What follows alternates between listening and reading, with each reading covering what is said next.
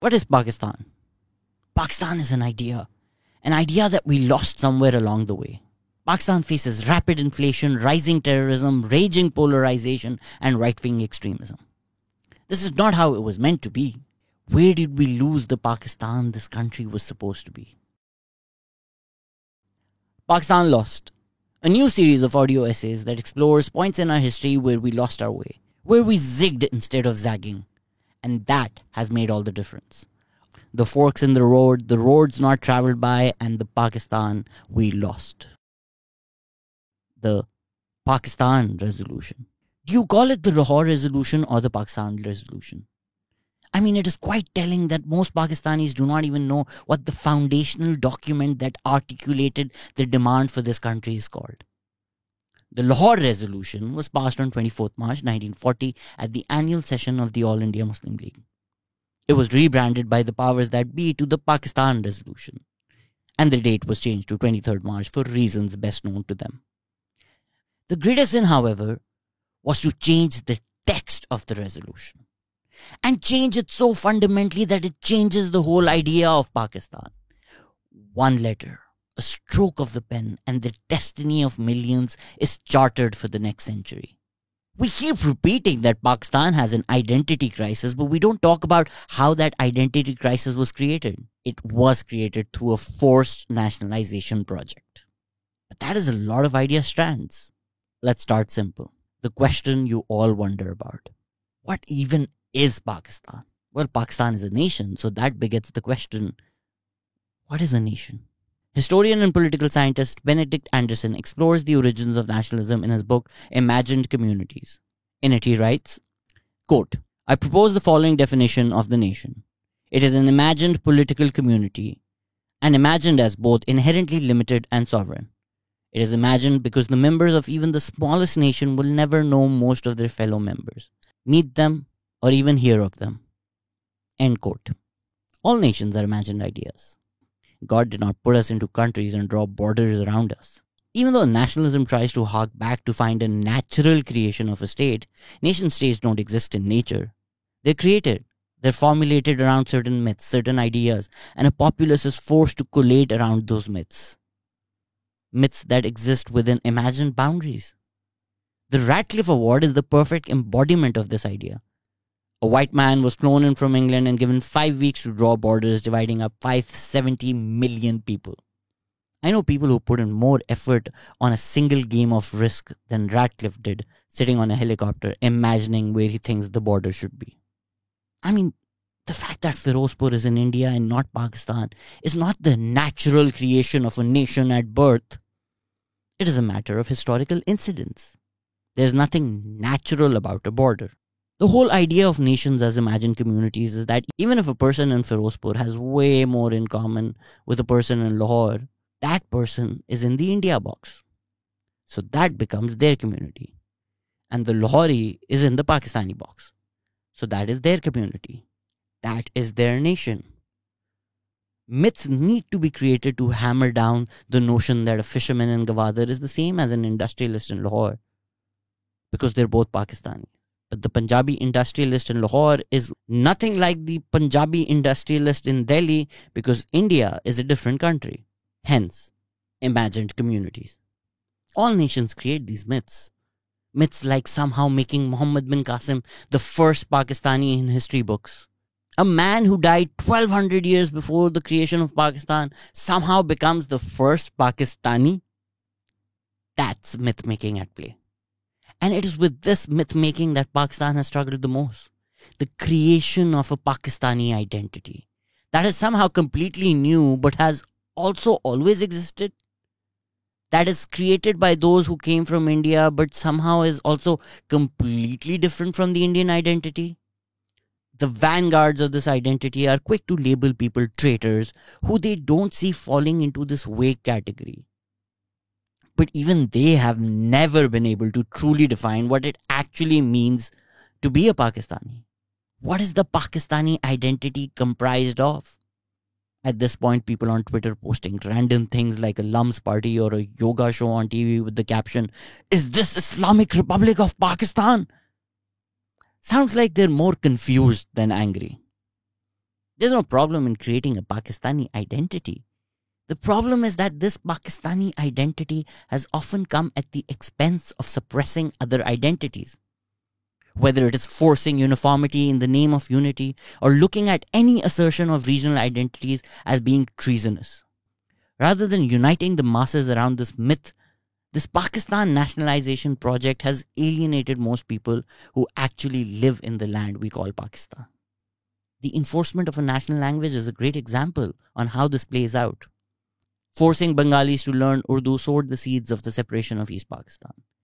Even the loss of the Eastern Wing did not make us question what Pakistan was meant to be. It did not make the powers that be rethink and be more inclusive. They became even more militant about the enforcement of this Pakistani identity. And as it often is, this was conflated with the Muslim identity. And we saw a decade-long Islamization process by a dictator, a man who pretended to be pious but constantly lied to the people of Pakistan in his addresses to the nation. Hope we can all at least agree that Ziaul Haq's Pakistan is not what Pakistan was meant to be. Then what was it? And why did we lose it? Let's go back to the original demand, the Lahore Resolution, talking about which, in The Murder of History, K.K. Aziz wrote, quote, "By far the most important document of the entire Pakistan movement has been misquoted, misconstructed, misinterpreted, and distorted by all textbooks." End quote.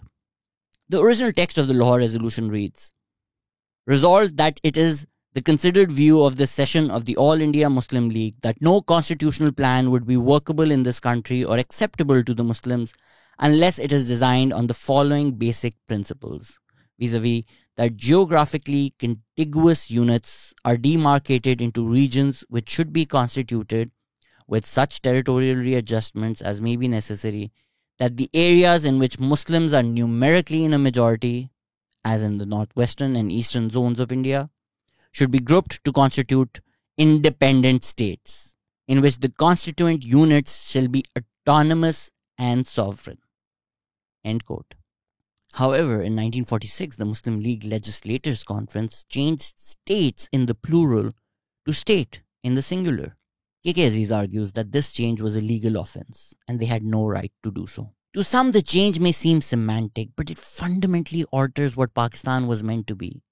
From the idea of a federation of states, just by omitting a single letter, Pakistani rulers became obsessed with this notion of a strong center. The idea of Pakistan was already hijacked by a powerful few. We see how people controlling that strong center now enjoy all the perks and privileges of the world, while trying to control the lives and destinies of millions from the comfort of their private housing societies. We never really questioned this model of governance. I mean, the biggest superpower in the world is the United States of America, a country where all the constituent states enjoy relative sovereignty and autonomy with their own governments and legislation. If Amazon wants to build a new headquarters, New York, California, Texas, all try to incentivize the company competing with each other on the business front. Closer to home, right next door, states in India also enjoy relative autonomy within the Federation of India, an agreement that was reached among the princely states to form the state of India. The debate as to whether India is still a federation or not is something I leave to my Indian counterparts. What I'll let you all do is answer the question yourself. After looking at history play out, if you think the American model, the Indian model, or the Pakistani model has worked out better for the people. The most frustrating part is that the model that works was the model for Pakistan. If Pakistan had adopted what was envisioned originally in the Lahore Resolution, we would have been a stronger union. A union that all Pakistanis opt into rather than feeling like colonialism never ended in Pakistan. Just the skin color of our oppressors became slightly darker. Think of a Pakistan where the federal government at the center takes care of foreign affairs, the constitution, the national defense. And the states within that umbrella of Pakistan are all united, but there is healthy competition for business amongst them. This model simply works better for our region than the Westphalian state system being forced onto us by a colonial bureaucracy. A bureaucracy looking to inherit the same system as their colonial masters, because that is how they saw themselves as well. much closer to the colonial masters than to the savage masses of this region. The subcontinent was never a nation state in the same vein as we see in Europe. It was always a loose federation where smaller states enjoyed autonomy within the Mughal Raj or even British India. And that is the model people were under the impression that Pakistan would adopt, albeit with many, many more facets of the modern nation state. Again, look at India. We're really not proposing anything novel here. And it simply is not just a model of governance. It changes the whole relationship of the state with the citizen. Everybody feels like a Pakistani because they have a seat at the table. Countries should celebrate their diversity rather than force uniformity. The rulers of West Pakistan even saw the Bengal identity as a threat to their legitimacy. We're always told that the creation of Bangladesh was inevitable because of the distance between the eastern and the western wings of the country. That argument only holds merit if you don't question why Islamabad had to control everything that happens in East Pakistan. If our rulers were not so obsessed with the one unitization of Pakistan and allowed for state sovereignty, then a model where two wings operate autonomously but are still one country works. Mujibur Rahman is labelled a traitor in Pakistan, but isn't that exactly what he was asking for? For the rights of East Pakistan as they were conceived originally in the Lahore Resolution?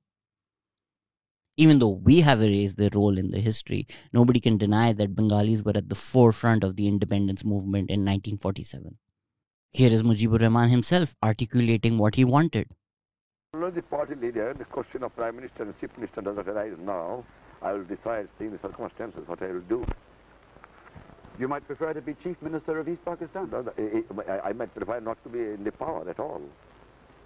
Binary thinking and the paucity of imagination forces us to only look at issues in terms of traitors and conspiracies.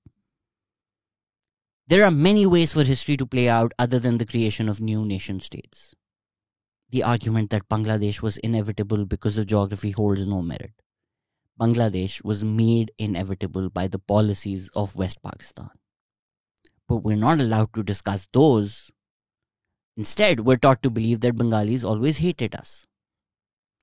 Well, here are Bengalis after the creation of Bangladesh shouting Pakistan Zindabad when Zulfikar Ali Bhutto visited Dhaka in 1974.